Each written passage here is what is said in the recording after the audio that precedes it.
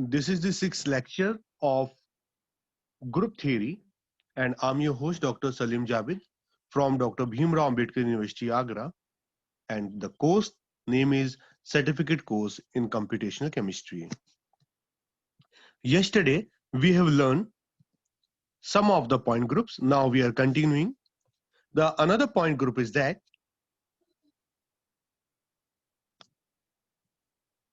D and D.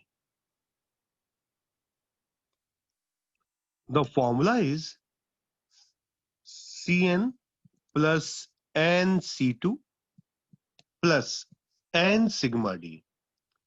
If any molecule contains only sigma D in it, then it will go to D and D. For example,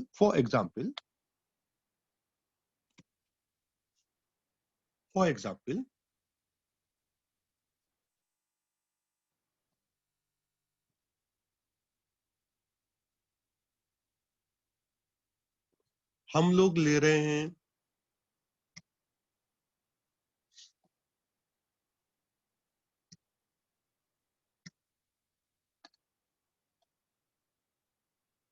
just a minute एलीन का example.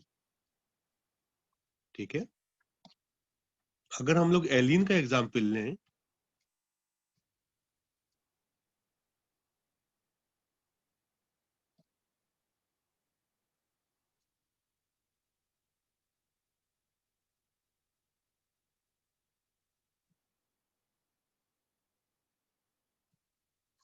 देखिए हम लोग एलीन का example ले रहे हैं. Okay,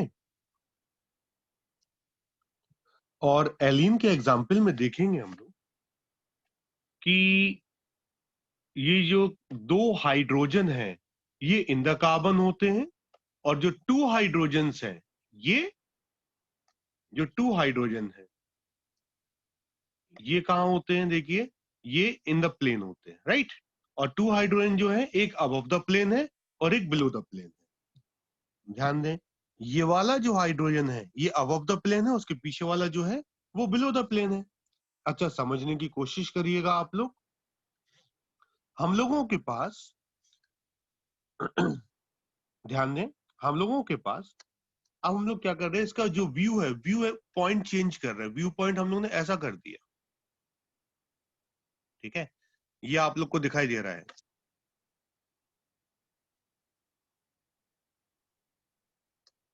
ध्यान दो, देखिए व्यू पॉइंट चेंज कर दिया हम लोग ने. ये जब व्यू पॉइंट चेंज कर दिया तो हमारे पास एक सी, देखो ये वाला जो आप लोगों को येलो कलर का एक पॉइंट दिखाई दे रहा होगा, एक C2 ये है और एक C2 ये है और एक C2 ये है. और हम लोग एक बात जानते हैं, अगर हम लोग प्लेन से कट करेंगे तो एक प्लेन, देखो ये रेड वाला जो है ये प्लेन है जो प्रिंसिपल एक्सिस से होके जा रहा. रेड वाला जो है ये प्लेन है जो प्रिंसिपल एक्सिस से होके जा रहा. और समझने की कोशिश करिएगा, हमारे पास C2 है प्लस 2C2 है प्लस, और ऐसा प्लेन जो C2 के दो C2 के बीच में से होके जाता है, ऐसे प्लेन को हम लोग बोलते हैं सिग्मा डी. तो बेसिकली हमारे पास यहाँ पर 2 सिग्मा डी है, इसलिए इस पॉइंट ग्रुप का नाम है D2D. इसलिए इस पॉइंट ग्रुप का नाम है D2D. हम और आगे बढ़ रहे हैं. ठीक है, टेंशन नहीं लेना, अभी बहुत सारे एग्जाम्पल बता रहे हैं हम. ठीक है, रफ कर दें इसे. देखिए रफ कर रहे हैं हम लोग. अब स्टैगर्ड एथेन के पास बढ़ रहे हैं. ठीक है, इक्लिप्स्ड एथेन की बात नहीं कर रहे हैं, हम स्टैगर्ड एथेन की बात कर रहे हैं. चलिए कोशिश करते हैं. स्टैगर्ड एथेन, ध्यान दीजिए, स्टैगर्ड एथेन.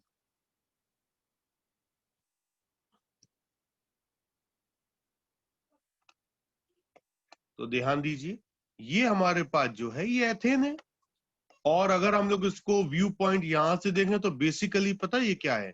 ये देखिए, ये स्टैगर्ड एथेन है, राइट. स्टैगर्ड एथेन क्यों है? क्योंकि ये देखिए ये स्टैगर्ड एथेन, और समझने की कोशिश करिएगा, ध्यान दीजिए। ये जो है, ये जो रेड वाला पॉइंट हम रख रहे हैं, बेसिकली ये है हमारे पास C3। ये जो है ये बेसिकली हमारे पास क्या है, C3। ठीक है, C3 है ये, प्लस प्लस। ध्यान दीजिएगा, इसे हम लोग यहां से C2 रोटेट करें तो हम लोग को सेम मॉलिक्यूल मिलेगा, यहां से C2 रोटेट करें तो सेम मॉलिक्यूल मिलेगा, यहां से C2 रोटेट करें तो सेम मॉलिक्यूल मिलेगा, राइट। और यदि हम यहां से इसको कट करें, यहां से कट करें, तो दो C2 के बीच में जो होता है वो होता है सिग्मा डी। यहां से कट के येलो वाला जो है ये प्लेन है, दो C2 के बीच में होगा वो क्या है, सिग्मा डी। और यहां से प्लेन से कट करें और देखो दो C2 के बीच में होगा वो क्या होगा, सिग्मा डी।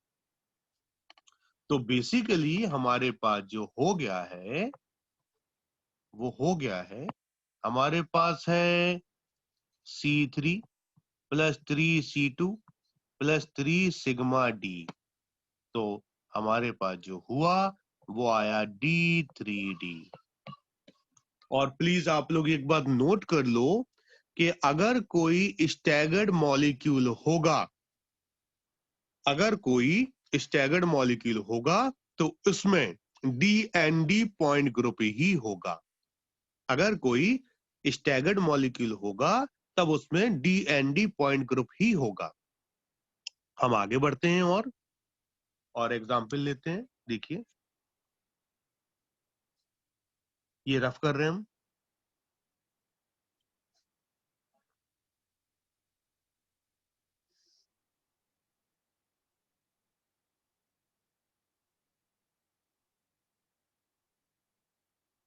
ध्यान दो बच्चों,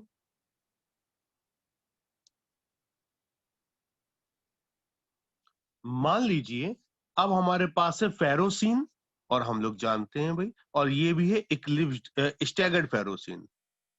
मान लीजिए ये ऐसा है और एफ ये ऐसा है और ये जो है ये ऐसा है।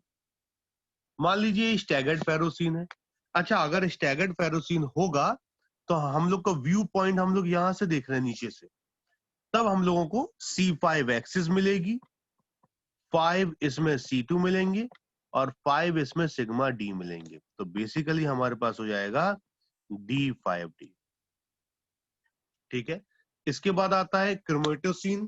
क्रोमेटोसिन क्या होता है, मान लीजिए हमारे पास, और वो भी सब स्टैगर्ड फॉर्म में है,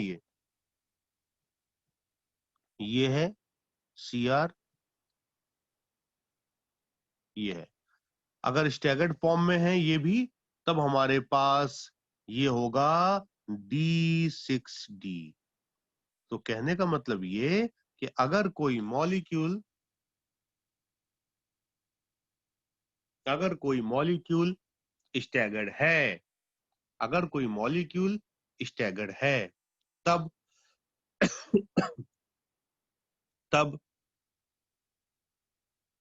उसमें D N D point group ही होगा। ठीक है, और हम लोग आगे बढ़ते हैं। मान लीजिए किसी मॉलिक्यूल में, मान लीजिए किसी मॉलिक्यूल में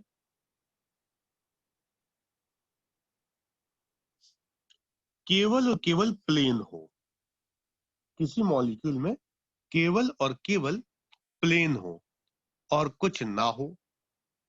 फॉर एग्जाम्पल हमारे पास फॉर एग्जाम्पल ये है PHIO, मतलब ऐसा है,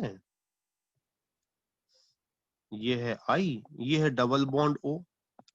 ठीक है, तो इसमें केवल और केवल एक प्लेन हो सकता है और कोई भी एक्सिस नहीं है। हम लोग पूरा यहाँ से ऐसे ऐसे ऐसे ऐसे काटेंगे तो केवल और केवल हमारे पास क्या हो सकता है, ऐसा कट करने पर एक प्लेन हो सकता है। और अगर केवल प्लेन है तब इसका पॉइंट ग्रुप होगा CS। मान लीजिए हमारे पास एक प्रेशर कुकर है, प्रेशर कुकर ये है। इस प्रेशर कुकर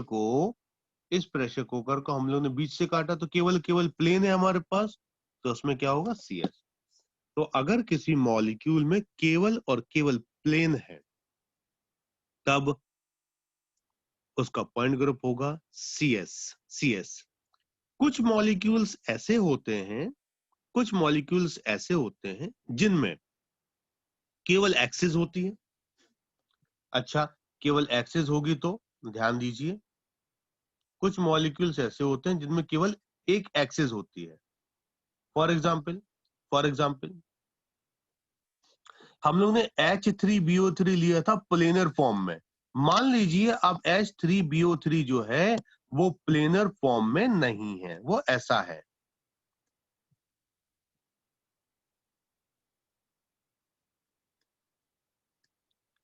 ये जो है ये H अबव द प्लेन है, ये जो H है ये H अबव द प्लेन है, ठीक है। अगर ये अबव द प्लेन होगा तब ये अगर अबव द प्लेन होगा तब इसमें सिग्मा H नहीं होगा।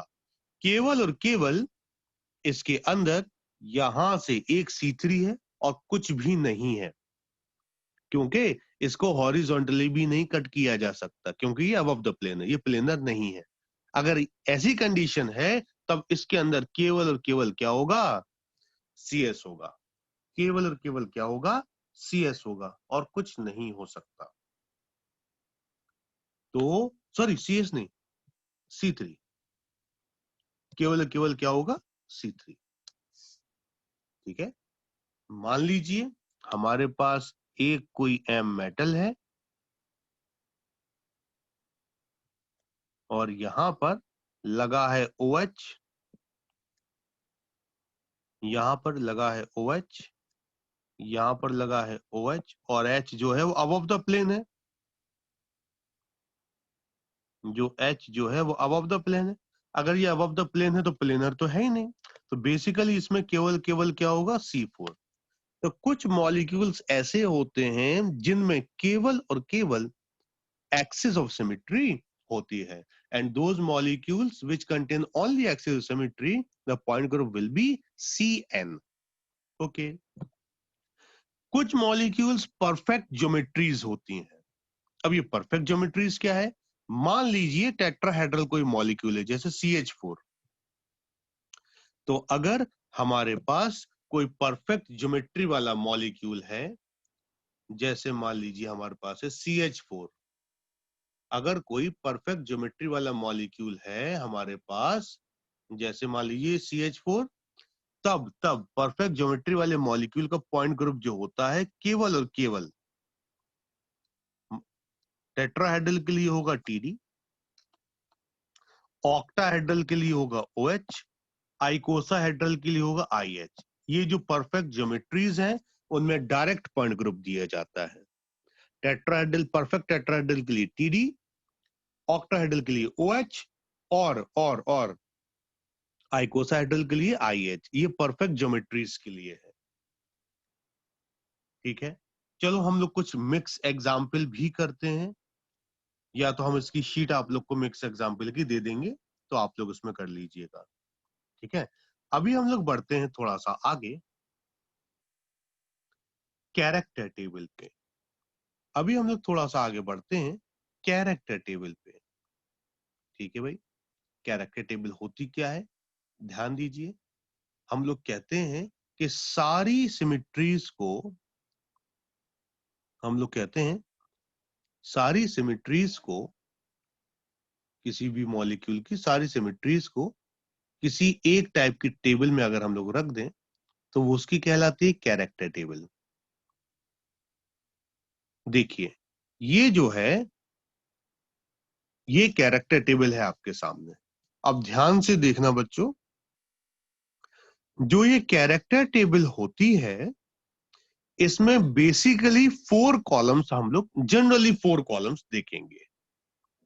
ठीक है, जनरली 4 कॉलम्स देखेंगे। 4 कॉलम कैसा, जो पहला कॉलम ये दिखाई दे रहा है, मान लीजिए कैरेक्टर टेबल C2V की, ये जो पहला कॉलम दिखाई दे रहा है ये वाला,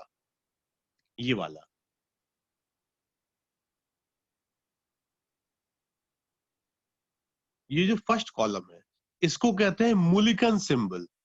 ये जो फर्स्ट कॉलम है इसको कहते हैं हम लोग मूलिकन सिंबल, ये कहलाता है मूलिकन सिंबल। जो फर्स्ट कॉलम है जिसमें AB लिखा है ये कहलाता है मूलिकन सिंबल, राइट। अब ध्यान दीजिए, जो सेकंड कॉलम है, सेकंड कॉलम में इतना बड़ा ये सेकंड कॉलम है बेटा, ये जो है ये सेकंड कॉलम है इतना बड़ा, और इसको हम लोग कहते हैं इरिड्यूसिबल रिप्रेजेंटेशन। इसको हम लोग बोलते हैं इरिड्यूसिबल रिप्रेजेंटेशन, ठीक है। जो थर्ड कॉलम है, बेसिकली ये वाला जो थर्ड कॉलम है ये कहलाता है रोटेशनल एंड ट्रांसलेशनल और लीनियर एक्सिसेस। ये जो है रोटेशनल एंड ट्रांसलेशनल, या ट्रांसलेशन वालों लीनियर एक्सिसेस भी बोलते हैं, तो ये कहलाएगा रोटेशनल या ट्रांसलेशनल।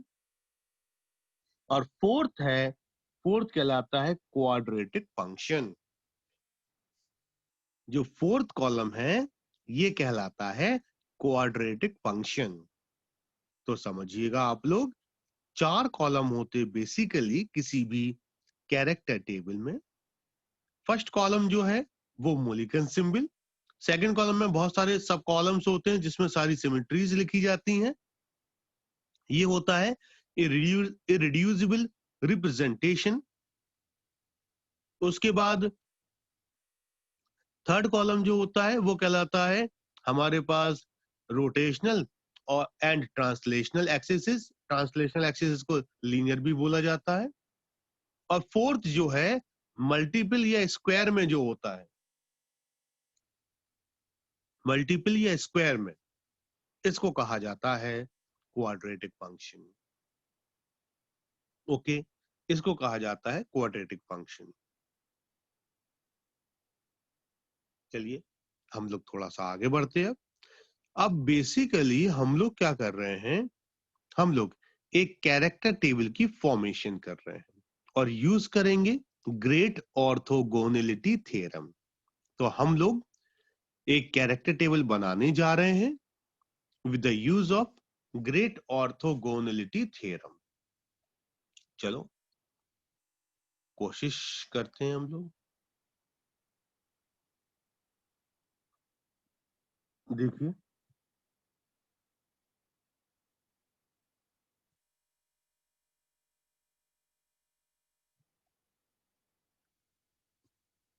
माना C2V के लिए बना रहे हैं हम लोग, तो बेसिकली C2V जो होता है इसमें E होता है, इसमें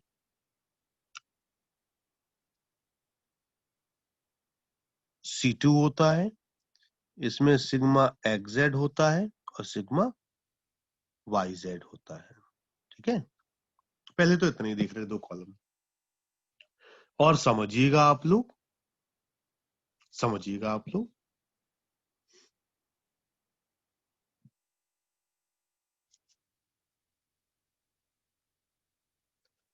जितना ये सेकंड कॉलम के जितने ये सब कॉलम्स होते हैं, ये 1 2 3 4, ये जितने दिखाई दे रहे हैं रेड वाले पार्ट, ये कहलाती हैं क्लासेस। ये कहलाती हैं क्लासेस।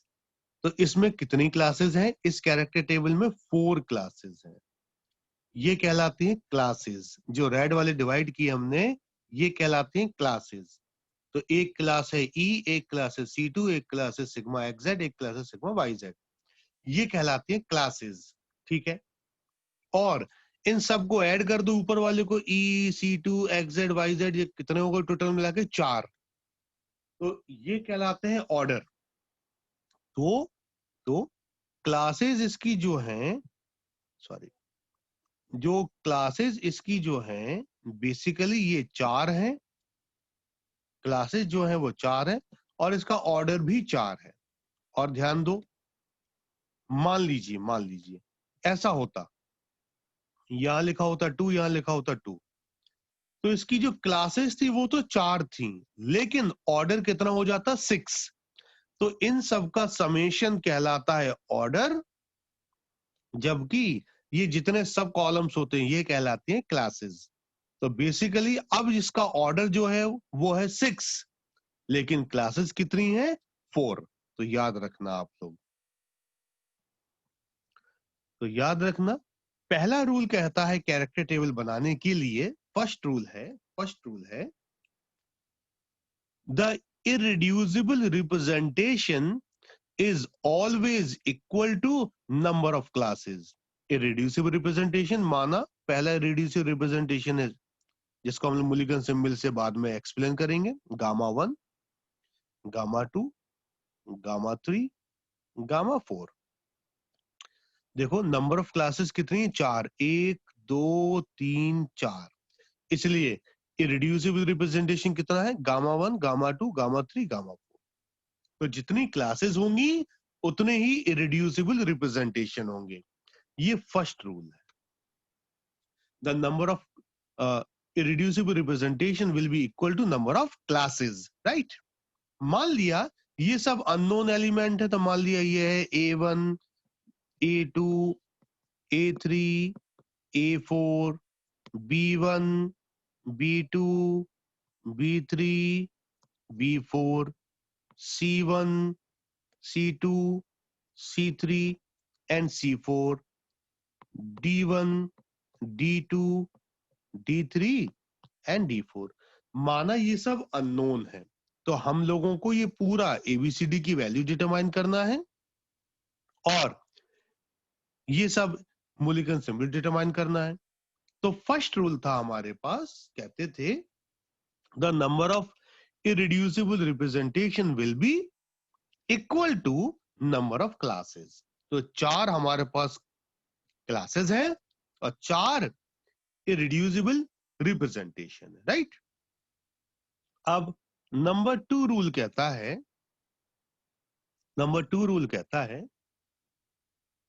कहते हैं the sum of square of any column, the sum of square of any column is always the sum of square of any column is always equal to order of the group।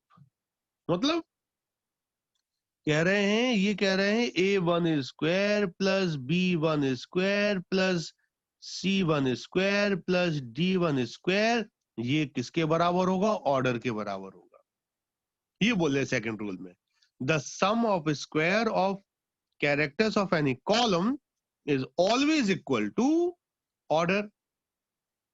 ठीक है, अच्छा बताएं, ये तभी 4 के बराबर हो सकता है जब ऐसा हो 1 का स्क्वायर प्लस 1 का स्क्वायर प्लस 1 का स्क्वायर प्लस 1 का स्क्वायर बराबर, तभी तो 4 होगा।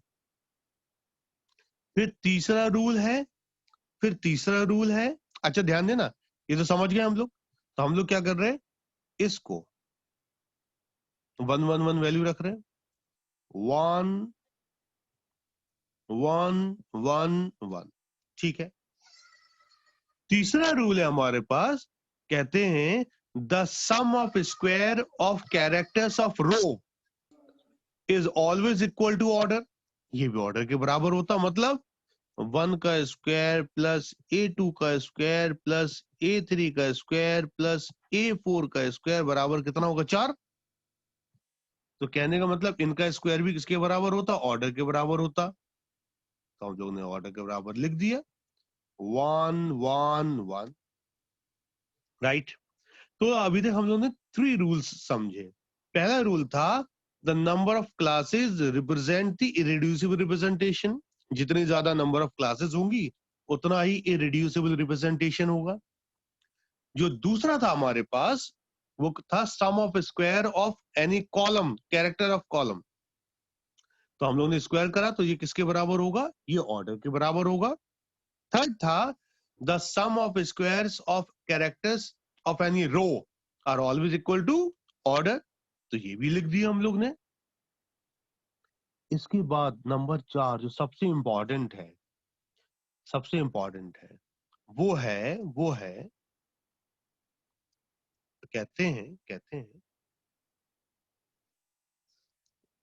हैं the product of any two rows or any two irreducible representation are always equal to 0. It is called orthogonal condition and the theorem is called great orthogonality theorem. फिर ध्यान दो, कह रहे हैं मान लीजिए गामा 1 मल्टीप्लाई बाय गामा 2 कर दिया, ये किसके बराबर आने चाहिए? 0 के। ये हमारा फोर्थ पॉइंट। मतलब जैसे मान लीजिए गामा 1 गामा 2 कर रहा है, गामा 1 है 1 multiply by 1 plus 1 multiply by b2 plus 1 multiply by b3 plus 1 multiply by b4, ये किसके बराबर होना चाहिए? 0 के। और पता है 0 के बराबर कब होगा? जब कोई दो माइनस के होंगे और कोई दो प्लस के होंगे, तभी तो 0 के बराबर होगा। तो माना हम लोग ने b2 माइनस का है और b3 माइनस का है, चलो b2 माइनस का है और b3 माइनस का है, ध्यान दो। तो हम लोग ने क्या करा,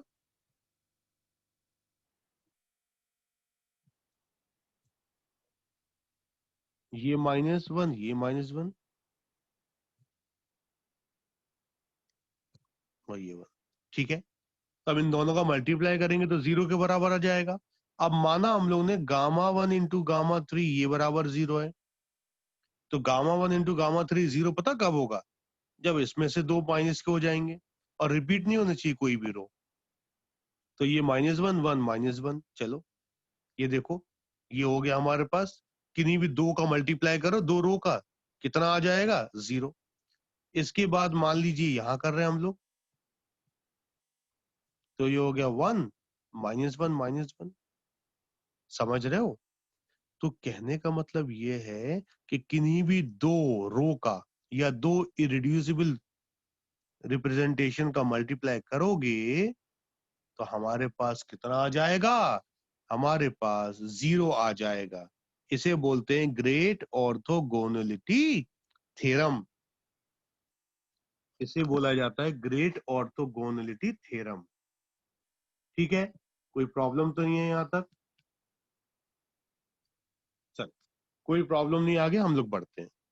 हमारे पास बेसिकली हम लोग ने सेकंड कॉलम डिटरमाइन कर लिया, सेकंड कॉलम हम लोग ने डिटरमाइन कर लिया।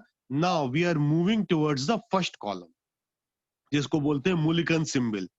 तो मूलिकन सिंबल के लिए पहला रूल है कि अगर आइडेंटिटी एलिमेंट 1 हो, देखो बेटा ई की वैल्यू अगर 1 हो तो हमारे पास मूलिकन सिंबल ए हो सकता या बी हो सकता।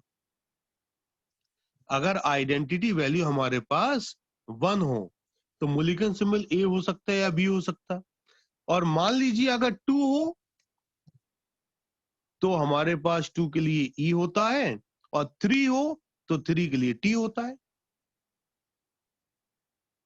ठीक है, 2 हो तो ई होता है कैपिटल ई और 3 हो तो टी होता है। ठीक है, पहला रूल ये है। दूसरा रूल है हमारे पास,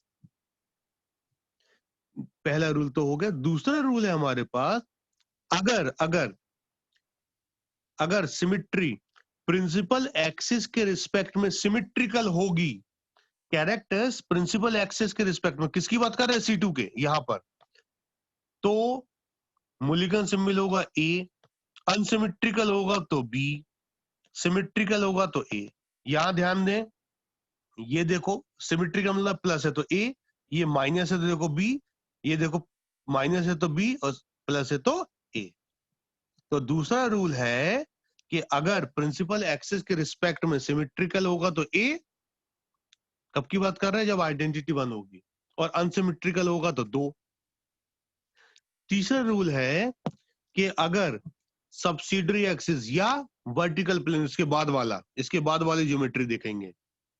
अगर हम लोग कह रहे हैं सब्सिडरी एक्सिस के रिस्पेक्ट में, अगर सब्सिडरी एक्सिस ना हो तो वर्टिकल प्लेन के रिस्पेक्ट में, सिमेट्रिकल हो तब सफिक्स होता है 1, अनसिमेट्रिकल हो तो 2, सिमेट्रिकल होता है 1, अनसिमेट्रिकल होता है 2। देखो सिग्मा एक्स जेड के रिस्पेक्ट में सिमेट्रिकल मतलब प्लस, अनसिमेट्रिकल मतलब माइनस। समझ गए? फिर ध्यान दें आप लोग, अगर आइडेंटिटी 1 हो तो ए आएगा या बी आएगा, 2 हो तो ई आएगा और 3 हो तो टी आएगा। अगर प्रिंसिपल एक्सिस के रिस्पेक्ट में सिमेट्रिकल हो तो ए, अनसिमेट्रिकल हो तो बी। उसके बाद वर्टिकल प्लेन के रिस्पेक्ट में उसके बाद वाली कैरेक्टर्स देखेंगे। सिमेट्रिकल हो तो सफिक्स में 1, अनसिमेट्रिकल हो तो 2। मान लीजिए अगर हमारे